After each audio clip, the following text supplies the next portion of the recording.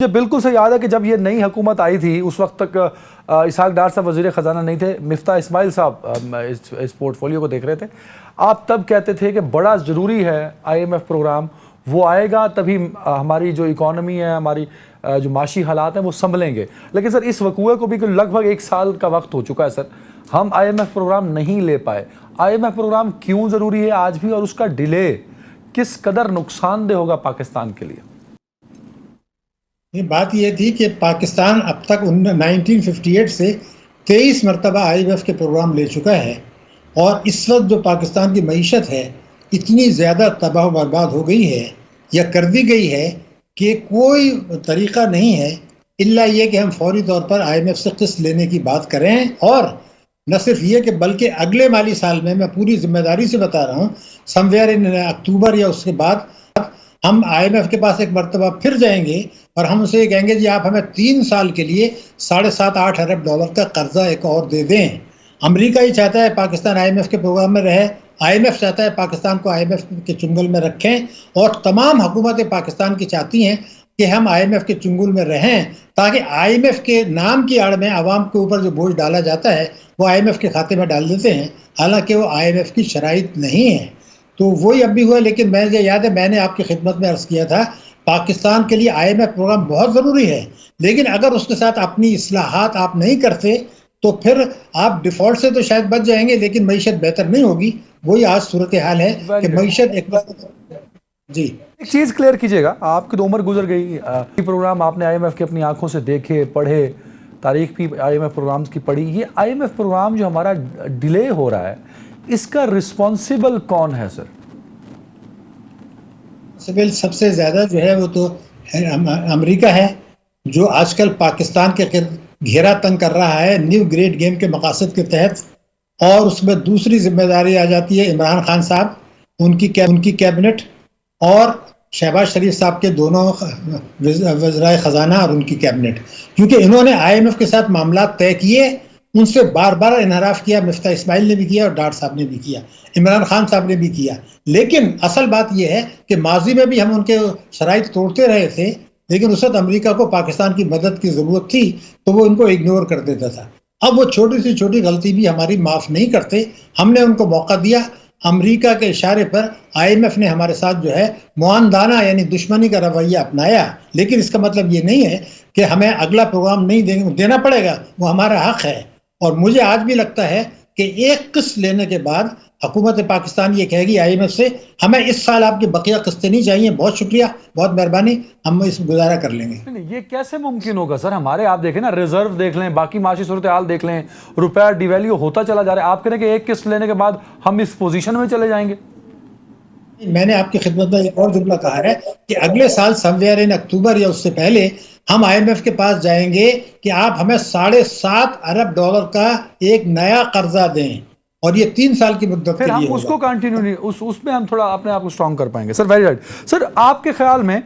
I am F programme نہیں بحال ہو سکا، بجٹ سر پہ آن پہنچا، تو کیا میجر چیلنجز ہوں گے اس وقت منسٹری آف فائنانس کو اور پاکستان کی معاشی حالات کو؟ پہلے تو میں آپ کو بتا دوں کہ جو بجٹ آئے گا یہ تخمینوں یعنی ایسٹیمیٹس پر ہوتا ہے، اور یہ 1 جولائی سے جو ہے وہ ایسٹیمیٹس ہوں گے، تو اس میں لازماً آپ دیکھیں گے کہ رکھا جائے گا کہ اگلے مالی سال میں ہمیں آئی ایم ایف سے اتنی رقوم کے ملنے کا تخمینہ ہے، وہ رکھ دیا جائے گا۔ اصل مسئلہ جو آ رہا ہے وہ یہ آ رہا ہے، جو پاکستانیوں کو سمجھنا ہے کہ جتنی معیشت تباہ و برباد ہو گئی ہے، آئی ایم ایف کی قسط آپ کو اس سال مل جائے، 2024 میں مل جائے، اس کے باوجود بھی دوست ممالک سے قرضے بھی مل جائیں، عالمی بینک سے بھی مل جائے، مگر پاکستان کی معیشت کو اتنا تباہ و برباد کر دیا گیا ہے کہ وہ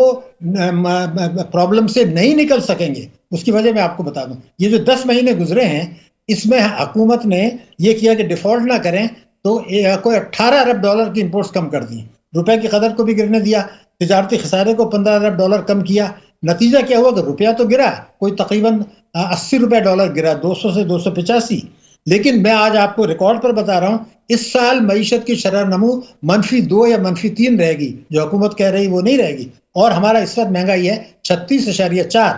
تو اگلے سال بھی زیادہ سے زیادہ گروتھ 3% ہو جائے گی، مہنگائی 25% ہوگی، مگر ہمیں 25 ارب ڈالر کے قرضے واپس کرنے ہیں اگلے مالی سال میں تو آپ کے پاس وہ پیسے کہاں ہیں؟ الا یہ کہ آپ امریکہ کی سیاسی شرائط مانیں اور IMF کی معاشی شرائط مانیں، جس میں پاکستان کا جو امریکہ کی شرائط ہوں گی اس میں آگے چل کے پاکستان کے جوہری پروگرام اور خدا نخواستہ پاکستان کی جغرافیائی سرحدوں میں رد و بدل کرنا امریکہ کے نیو گریڈ کا گیم کا حصہ ہے۔ اگر آج پاکستان کی قوم، پاکستان کی حکومت، پاکستان کے ادارے اس خطرے کا ادراک نہیں کرتے اور الیکشن سے پہلے ٹیکسوں اور توانائی کے شعبے میں اصلاحات کو قانونی شکل نہیں دیتے، اصلاحات کو میں نہیں مانتا، قانونی شکل، چاہے وہ سپریم کورٹ دے، چاہے سلامتی کونسل دے، تو یا تو وہ راستہ ہے یا خودکشی کا تیسرا راستہ پاکستان کے پاس۔ آپ فائنینشیل ایکسپرٹ ہیں، معاشی آپ بڑی کمانڈ رکھتے ہیں، آپ نے سارے پاکستان کے جو معاشی مسئلے ہیں ان کو انٹرنیشنل پالیٹکس اور ڈومیسٹک پالیٹکس پر ڈیپینڈنٹ کر دیا ہے سر۔ بلا شبہ، اس لیے کہ پاکستان میں دستاویزی ثبوت ہیں۔ ایک ہے ملکی اشرافیہ، ملکی اشرافیہ میں پارلیمنٹ ہے، سیاستدان ہے، صوبائی اسمبلیاں ہیں، اور اس کے بعد پروفیشنلز ہیں، سول ملٹری بیوروکریسی ہے، علماء مفتی ہیں، اسلامک آئیڈیالوجی کونسل ہے، عدلیہ ہے، بزنس مین ہیں۔ یہ اشرافیہ ہے، ان کا ایک گٹھ جوڑ ہے۔ ایک اور اشرافیہ ہے جس کا نام ہے بیرونی اشرافیہ، جس میں امریکہ بھی آتا ہے، یورپین یونین بھی آتا ہے، IMF بھی آتا ہے اور FATF بھی آتا ہے۔ ان دونوں کا ایک گٹھ جوڑ ہے۔ اقتدار میں آنے کے لیے پاکستان کے حکمران ریکارڈ پر ہے، نہ صرف ملکی اشرافیہ جس کو الیکٹیبلز کہتے ہیں اور بیرونی اشرافیہ جس میں امریکہ شامل ہے، ان کی آشیرواد پر بھروسہ کرتے ہیں انتخابات جیتنے کے لیے، حکومت میں آنے کے لیے اور حکومت کو طول دینے کے لیے۔ یہ ریکارڈ کا حصہ ہے، دستاویزی ثبوت ہے۔ لیکن پہلے امریکہ کا رویہ ہمارے ساتھ ہمدردانہ تھا کیونکہ ان کو افغانستان میں ہماری بہت زیادہ ضرورت تھی۔ اب بھارت بڑا ملک بن گیا، ہم نیچے چل گئے، ان کو اتنی ضرورت نہیں ہے۔ اب وہ ہمیں کمزور کر کے، ہمیں ڈی اسٹیبلائز کر کے، ہماری معیشت کو تباہ کر کے، ہماری حکومت اور قوم کے علاوہ ہمارے ادارے آپس میں ٹکرا کے ان میں جو بحران پیدا کیا گیا ہے، اس سے امریکہ کے نیو گریڈ گیم جس کے میں نے اشارہ کر دیا اس کی طرف جا رہا ہے۔ تو یہ تو ریکارڈ پر ہے کہ یہ گٹھ جوڑ موجود ہے اور ہم اس گٹھ جوڑ کا حصہ بدقسمتی سے ہیں۔ صرف ایک جملہ میں آپ کو بتا دوں، جب پاکستان میں بحران ہوتا ہے، معاشی بحران، تو آپ دیکھیں گے کہ پاکستان میں امریکہ کا رویہ بدلتا ہے۔ افتخار چودھری کا بھی اس وقت کیا تھا، اس کے بعد جو ہے آپ نے دیکھا 2017 میں جب امریکہ ہمارے خلاف ہوا تو نواز شریف کے خلاف فیصلہ آ گیا۔ آج معیشت تباہ ہے تو آئینی جھگڑے شروع ہو گئے۔ تو یہ تو ریکارڈ پر حصہ ہے نا جناب۔ Role of US is very important. Sir ایک کامنٹ کیجئے گا، اسحاق ڈار صاحب بہت کلیم کرتے ہیں کہ ملک ڈیفالٹ سے بچایا ہم نے، پرائم منسٹر صاحب بھی کہتے ہیں، موجودہ گورنمنٹ، کیا واقعی یہ ملک ڈیفالٹ ہونے جا رہا تھا اور موجودہ جو حکومت ہے اس نے ملک کو ڈیفالٹ ہونے سے بچایا؟ ڈیفالٹ تو ہونے اس لیے نہیں جا رہا تھا کہ میں نے 1 درجن دفعہ کہا ہے اکتوبر کے بعد سے پاکستان 2023 میں ڈیفالٹ نہیں کرے گا۔ آج میں آپ کو ایک فارمولہ بتا دوں، جب تک حکومت پاکستان یہ خود نہیں تیار ہوگی کہ ہمیں ڈیفالٹ کرنا ہے، پاکستان ڈیفالٹ نہیں کرے گا۔ ہاں ہم خود تیار ہو جائیں تو ایک الگ مجبوری ہے۔ اس وقت ہمیں بچایا ہے چائنا نے، اس وقت ہمیں بچایا ہے سعودی عرب نے، کیونکہ امریکہ نہیں چاہتا تھا کہ پاکستان ڈیفالٹ کرے یوکرین کی جنگ کی وجہ سے، اور چائنا یہ سمجھتا تھا کہ اگر خدا نخواستہ پاکستان ڈیفالٹ کرتا ہے، امریکہ اور یورپین یونین کہیں گے یہ CPEC ہے، اس کو بند کرو، تو وہ کوئی بھی یہ خطرہ مول لینے کے لیے تیار نہیں تھا۔ لیکن اس کا مطلب یہ نہیں ہے کہ 2024 میں بھی ایسے ہی ہوگا، لیکن حکومت پاکستان کی مرضی کے بغیر کوئی ڈیفالٹ پاکستان کبھی بھی نہیں کرے گا۔ ایسی اتنی بڑی جوہری قوت ہے اور اس کے اتنے وسائل ہیں، سمندر بار پاکستانی ہیں، تو یہ ہم ڈیفالٹ اسی وقت کریں گے جب ہم خود چاہیں گے۔ موجودہ بجٹ میں کیا ریلیف گورنمنٹ دے سکتی ہے پاکستان کی عوام کو جب مہنگائی 36-37% پہ ہو؟ دیکھیے بات یہ تھی کہ حکومت کوئی ریلیف نہیں دے گی، تقریر میں کچھ پھول پتیاں ہوں گی جن کو آپ ریلیف کہیں گے، لیکن اس میں ایک چھپے ہوئے گوشے ہوں گے جو بجٹ تقریر میں نہیں ہوگا۔ آگے چل کے پتہ چلے گا کہ حکومت نے جو ریلیف دیا ہے اس سے 2 گنا یا 3 گنا دوسرے ہاتھ سے غریب کی جیب سے نکال لیا ہے۔ اس کی وہ سوال اس لیے نہیں پیدا ہوتا کہ آپ کے پاس ٹیکس ریونیوز جو ہیں وہ سارے چلے جاتے ہیں ڈیٹ سروسنگ میں، کیونکہ 21% آپ کا ڈسکاؤنٹ ریٹ ہے۔ ٹیکس چوری ہو رہی ہے 7,000 ارب روپے سال، جو آپ روکنے کے لیے تیار نہیں ہیں۔ سرمایہ کا فرار تیزی سے ہو رہا ہے جو حکومت روکنا نہیں چاہتی۔ ایکسپورٹ جو ہے 2014 سے آپ دیکھیں تو ہماری ایکسپورٹ صرف $2 ارب بڑھی ہیں، اور اس دوران میں کئی ہزار ارب روپے کے ہم نے انسینٹیوز دے دیے، لیکن ہم کیا بڑھا رہے ہیں؟ ریمیٹنسز، وہ ریمیٹنسز جو کہ واپس چلی جاتی ہیں جس سے ٹیکسوں میں نقصان ہوتا ہے۔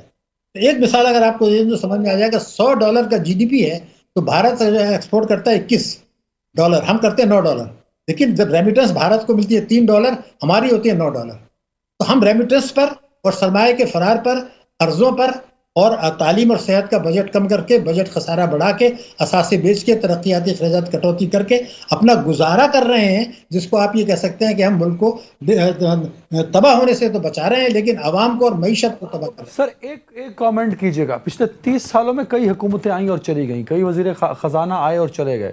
ہمیں ایک کنسسٹنسی نظر نہیں آئی جو دنیا بھر میں ہوتی ہے. ہندوستان میں دیکھیے، منموہن سنگھ سے شروع کیجئے، جب وہ ریزرو بینک آف انڈیا میں، پھر پلاننگ کمیشن میں، پھر وہ وزیر خزانہ بن جاتے ہیں، تو ایک کنسسٹنسی نظر آتی ہے معاشی پالیسیز کو لے کے، اکنامک فریم ورک کو لے کے، جو کہ پاکستان میں آج تک نہیں ہے. سر اس کی وجہ یہ ہے کہ ہم نے یہ سیاسی نعرہ ہے. 1988 سے آج تک آپ دیکھ لیں IMF کے پروگرام میں ہے، پوری کنسسٹنسی ہے. کوئی ایک حکومت بتا دیں جس نے ٹیکس ایمنسٹی نہ دی ہو، کوئی حکومت بتا دیں جس نے ٹیکس چوروں کو برات نہ دی ہو، کوئی حکومت بتا دیں جس نے پیٹرول بجلی گیس کے نرخ بڑھائے نہ ہو، کوئی حکومت بتا دیں جس نے GST نہ بڑھایا ہو، کوئی حکومت آپ بتا دیں جس نے ترقیاتی اخراجات میں کٹوتی رکھی ہو. یہ یقیناً ایک حکمت عملی ہے IMF کے پروگرام کا ہے کہ آپ معیشت کو سلو کریں اور استحکام لانے کی کوشش کریں. روپے کی قدر ہر حکومت کے دور میں اثاثے بیچے، تو دیر از اے کنسسٹنسی. طاقتور طبقوں کو مراد دینا ہے، یہ سیاسی نعرہ لگایا جاتا ہے. جیسے برآمد کو نہیں ڈاکٹر صاحب، یہ کنسسٹنسی معاشی حالات کو خراب کرنے کی ہے، میں معاشی حالات کو بہتر کرنے کی کنسسٹنسی کی بات کر رہا ہوں. سر کسی کے اس میں ہے نہیں، کسی پارٹی کے فوجی حکومت آ جائے، تینوں بڑی پارٹیاں آ جائیں، یہ جو صوبوں میں حکومتیں تھیں، میں ریکارڈ پر آپ کو بتا رہا ہوں، کسی کی حکمت عملی یہ نہیں تھی کہ عوام کو فائدہ دے کے پاکستان کی معیشت میں پائیدار بہتری لائیں. یہ کسی پارٹی کی حکمت عملی کبھی نہیں رہی، اور یہی یکسانیت ہے جس کی طرف میں اشارہ کر رہا ہوں. کبھی کوئی حکومت آپ دکھا دیں شروع کے، آپ 47 سے 58 تک کے بعد میں تو کبھی نہیں رہے.